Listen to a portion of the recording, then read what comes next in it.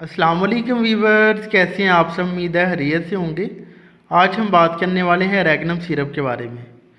रैगनम syrup किस मकसद के लिए यूज़ किया जाता है, इसके कौन कौन से हेल्थ बेनिफिट्स हैं, कमज़ोर बच्चों में ये कितना ज़्यादा हेल्पफुल साबित होता है, कितनी ज़्यादा उनकी सेहत को बेहतर करने में मदद देता है, जो एल्डर पेशेंट है, जो बड़े बूढ़े हैं, बुज़ुर्ग हैं, उनके लिए ये कितना ज़्यादा फ़ायदेमंद साबित हो सकता है, अडल्ट में कौन कौन से लोग जो हैं वो इसको यूज़ कर सकते हैं।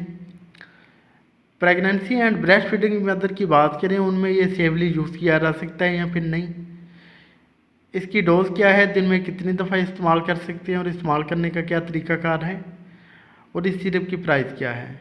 ये जो सारी डिस्कशन है वो मैं इंशाल्लाह इस वीडियो में करूँगा। तो आपसे रिक्वेस्ट है कि आपने वीडियो को लास्ट तक देखना है। चैलेंज शुरू करते हैं। दोस्तों, रैगनम बेसिकली आईसीआई फार्मास्यूटिकल कंपनी का एक प्रोडक्ट है जो कि syrup and tablet both form में मार्केट में अवेलेबल है। सिरप जो है बच्चे और अडल्ट दोनों में यूज़ किया जा सकता है, जबकि जो टैबलेट्स हैं वो सिर्फ और सिर्फ अडल्ट के लिए हैं। बात करते हैं इसके इंग्रेडिएंट्स की, तो इसमें बेसिकली दोस्तों कुछ amino acids, minerals and vitamin शामिल किए गए हैं। एक अच्छा प्रोडक्ट है पावर बूस्ट के लिए। इसके इंग्रेडिएंट्स की अगर हम तफसील से बात करें तो इसमें जो अमाइनो एसिड हैं उसमें आ जाता है glutamic acid, L lysine, L ornithine, methionine, L aspartate.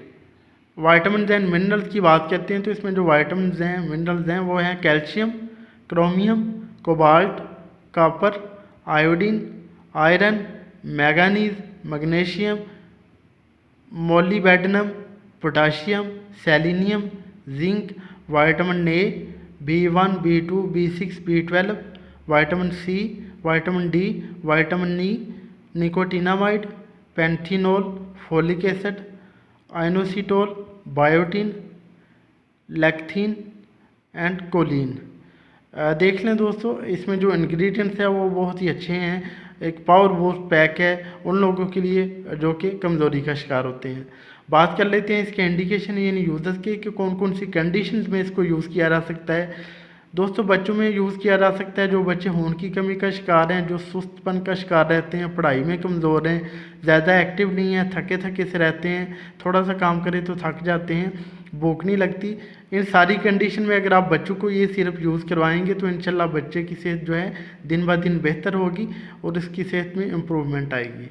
बात करते हैं अडल्ट में, तो अडल्ट में उन लोगों में यूज़ किया जा सकता है जो कि खून की कमी का शिकार है, लेथर्जिक फील करते हैं, टायर्डनेस रहती है उनको।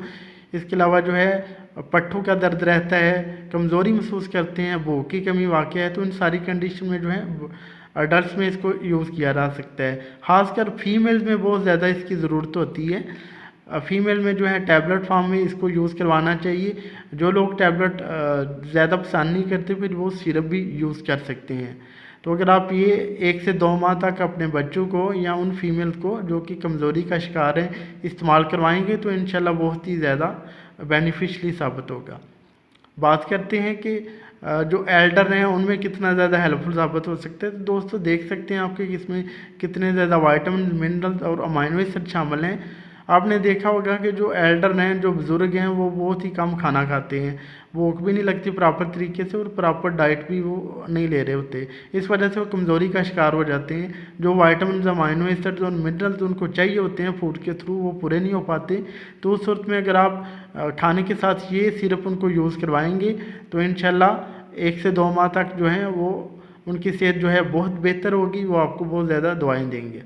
बात करते हैं pregnancy and breast feeding mother की, तो प्रेगनेंसी में भी यूज़ करवाया जा सकता है, ब्रेस्ट फीडिंग मदर में भी यूज़ करवाया जा सकता है। बिल्कुल सेफ है, कोई साइड इफ़ेक्ट नहीं है। अगर ज़रूरत हो किसी को तो यूज़ करवा सकते हैं, कोई साइड इफ़ेक्ट नहीं है। बात करते हैं कि अगर इस सिरप को यूज़ किया रहा है तो कॉमनली साइड इफ़ेक्ट कौन कौन से देखने को मिल सकते हैं। तो दोस्तों, इसके कुछ खास साइड इफ़ेक्ट नहीं होते, बहुत रेयरली ही देखने को मिलते हैं कि पेशेंट का जो है स्टमक अपसेट हो सकता है, पेशेंट को नोजिया एंड वॉमिटिंग हो सकती है, डायरिया एंड कॉन्स्टिपेशन हो सकती है पेशेंट को। इसके अलावा जो है पेशेंट का मेटालिक टेस्ट फील हो सकता है। इसके अलावा पेशेंट का जो है पेशेंट को हेडेक हो सकता है, डिजीनेस, ड्राउजीनेस हो सकती है। ये कुछ साइड इफ़ेक्ट देखने को मिल सकते हैं। बात करते हैं इसके कंट्राइंडिकेशन की, यानी कौन से पेशेंट जो हैं वो इस सिरप को यूज़ ना करें। तो अगर कोई हाइपर सेंसिटिविटी का इशू रखता हो, एलर्जी को इसमें इस सिरप के किसी इंग्रेडिएंट से, तो वो इसको कभी भी यूज़ ना करें, वरना एलर्जिक रिएक्शन हो सकता है। बात कर लेते हैं जी इसकी डोजेज की। तो इसकी जो डोज है पेशेंट की age, weight and medically condition wise ही रिकमेंड की जाती है। इसकी जो यूजुअल डोज है छोटे बच्चों में इसको यूज़ करवाया जाता है 1 से आधा चाय का चम्मच जो है दिन में 2 दफ़ा यूज़ करवाया जाता है। खाने के साथ भी कर सकते हैं, खाने के बाद भी यूज़ कर सकते हैं। अब बड़ों की बात करें तो 2 चाय के चम्मच जो हैं दिन में 2 दफ़ा यूज़ करवाए जाते हैं, खाने के साथ या खाने के बाद यूज़ किए जा सकते हैं। जो टैबलेट है वो 1 टैबलेट रोज़ाना इस्तेमाल करनी होती है। अगर बहुत ज़्यादा ज़रूरत हो तो 1 टैबलेट सुबह और 1 टैबलेट शाम को भी इस्तेमाल करवा सकते हैं। अब बात कर लेते हैं जी इसकी प्राइस की। तो इसकी जो प्राइस है पाकिस्तान में 150 रुपीज़ है, 150 रुपये का ये पाकिस्तान में आपको मिलेगा। तो ये था जी एक छोटा सा ट्यूटोरियल रैगनम सिरप का। उम्मीद है आपको हमारी वीडियो पसंद आई होगी। अगर हमारी वीडियो पसंद आई तो प्लीज़ इसे लाइक और शेयर कीजिएगा। हमारे चैनल नईम हेल्थ किट को सब्सक्राइब कर दें और साथ वाले बेल आइकन को दबाना ना भूलें, ताकि हर नई वीडियो की जो नोटिफिकेशन है आपको टाइम पे मिल सके। अब जा दीजिए अपने दोस्त नईम अहमद को, मिलते हैं नेक्स्ट वीडियो में। अपना ख्याल कीजिएगा। ओके जी, अल्लाह हाफिज़।